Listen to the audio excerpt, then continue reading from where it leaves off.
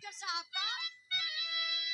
धुतुक बाजा बाजे लायर गोर खलाई का नाचेला धुतुक बाजा बाजे लायर गोर खलाई का नाचेला धुतुक बाजा बाजे लायर गोर खलाई का नाचेला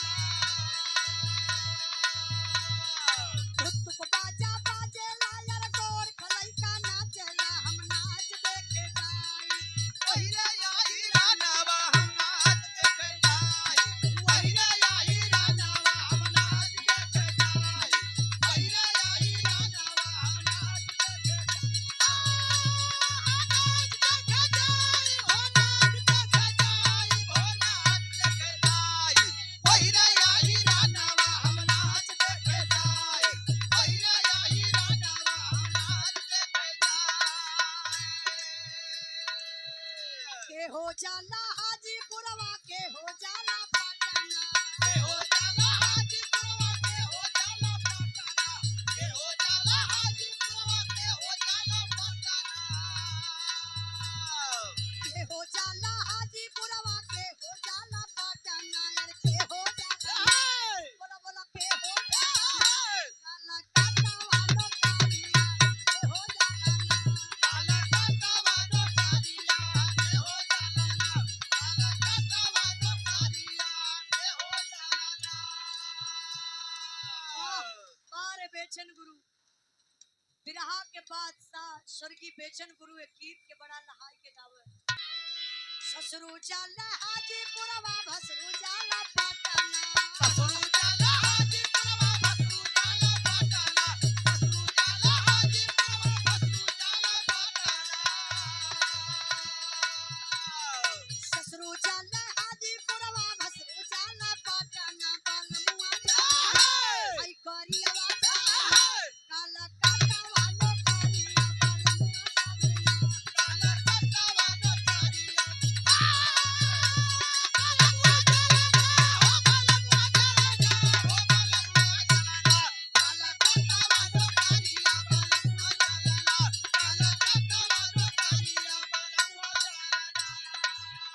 एक लाइन और गावत रहलन कौन लाइन बा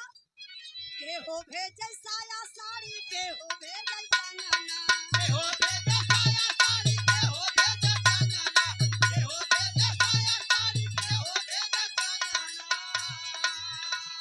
के हो भेजे साया साड़ी के हो भेजे कंगना यार के हो भेजे बोला बोला के हो भेजे दोनों जोबाना का ढाकना के हो भेजना दोनों जोबाना का ढाकना के हो भेजना ये भौजी के हो भेजना ये भौजी के हो भेजना दोनों जोबाना का ढाकना के हो भेजना दोनों जोबाना का ढाकना के हो भेजना ननद भौजाई का मजाक बा ओ भौजैया अपने ननद से बतावत पतनी मजाक कलहलस का कलस ससुरु भेजे साया साड़ी भसरु भेजे कंगना ससुरु भेजे साया साड़ी भसुरु भेजे कंगना ससुरु भेजे साया साड़ी भसुरु भेजे कंगना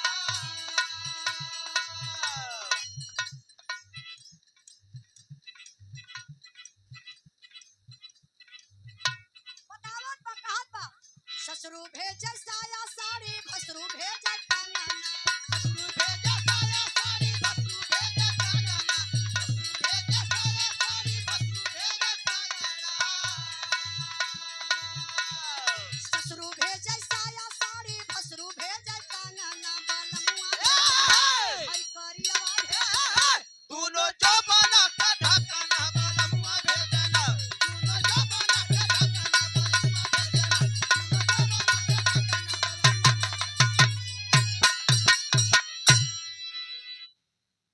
आई धुन तराना क्षण भर का आनंद बा धीरे धीरे समय भी दूसर हो गई एक सामाजिक बिरहा आप लोग सुनल जा आज समाज में होत का बा दुनिया में भैया भैया पीछे वाला भाई है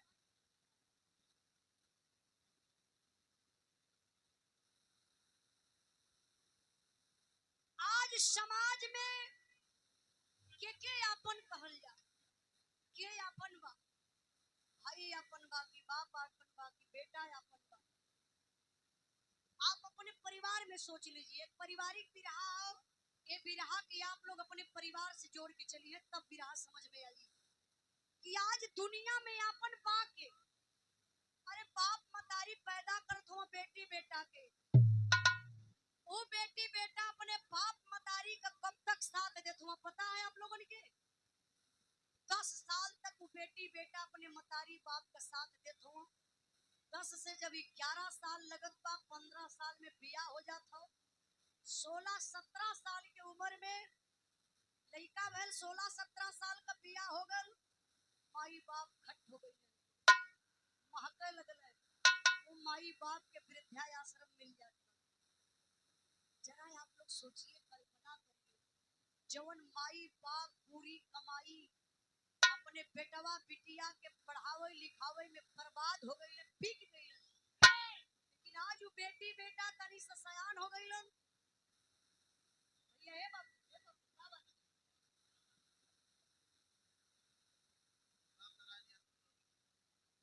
राम नारायण यादव गुलौरी के धरती से सम्मान के लिए 51 रुपए का पुरस्कार देके भैया के बहुत बहुत प्रणाम आशीर्वाद के जा रही। भैया वो लड़का का गरज सुना था, बात सुना है तो लंबे ले बता बाबू मंच को बतिएगा। अच्छा, श्याम नारायण यादव गुलौरी के धरती से पुरस्कार दिले 51 रुपए का बहुत बहुत भैया के प्रणाम आशीर्वाद के जा रही। जरा आप लोग बिरहा पर ध्यान दीजिएगा। ये बिरहा के लिखे वाला हमारे गुरु जी माननीय प्यारे लाल कवि जी 2 बार लिखल तो बिरहा ही सफल भइल, बड़ी मेहनत लगल। कैसे मास्टर साहब?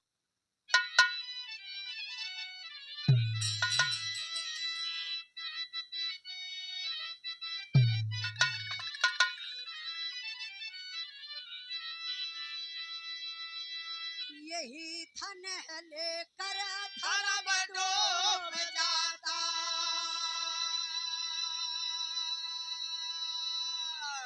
यही धन मोहब्बत पे खंजर चलाए,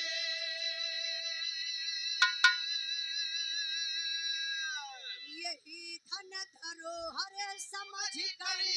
दुनिया मनुष्यता की देवी को सूली चढ़ाए, खुदा की खुदाई को क्यों छीनते हो, अहम की पहम तुम मिटा कर के देखो, अरे सदा घर उजारे को नफरत मचाले,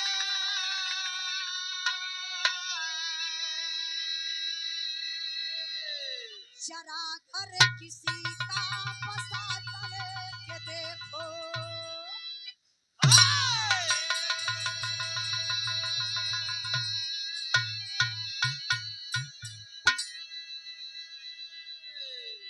बिरहा के सुनने वाले भैया बाबू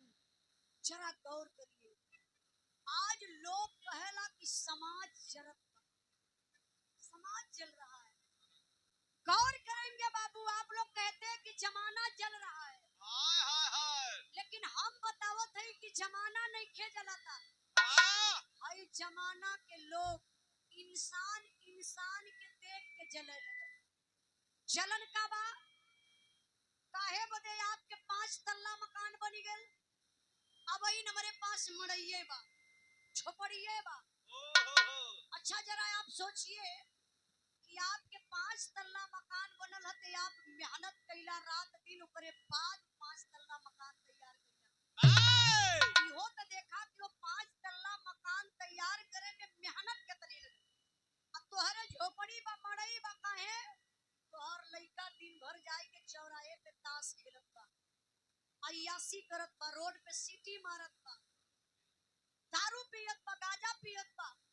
कैसे तोहर विकास होई? लेकिन तोके नफरत बा, जलन बा कि हमरे पड़ोसी के 5 तल्ला मकान बा, और धीरे से वही एक बिस्ताया के खेत बा, खन देबा ऐसन सोचबा कि अंदर मकनवा वही पोखरवा में ढह जाए। यही है इंसान की असलियत, यही है जलन, यही है ईर्ष्या। इसी को देख करके हमारे गुरुजी मास्टर साहब जरा भाव पर ध्यान दीजिएगा। देखा ये जमाना है, समाज है, सुना मारता केहू के कुशियार ना जाए। इतना भाई लोगन में सबके अमान थोड़ी ना अच्छा लगत है।